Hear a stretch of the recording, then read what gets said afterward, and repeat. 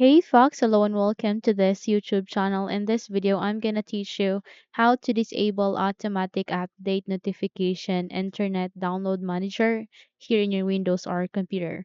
So without any further ado, let's begin. The very first step that we need to do is you need to press Windows and R key together to open run. Here you need to type regedit. Once done, click on OK to proceed. Your user account control will ask you to say yes. Just go with yes so that you would be able to open your registry editor. Okay. So here you need to click on HK underscore current underscore user. Click this forward arrow and proceed to software. Click this forward arrow and here you need to look for download manager. Okay.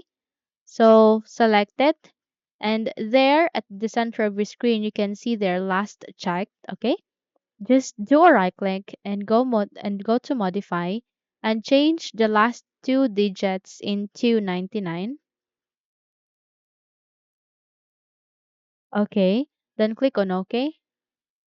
Once done, close everything. Close this window as well and then restart your computer.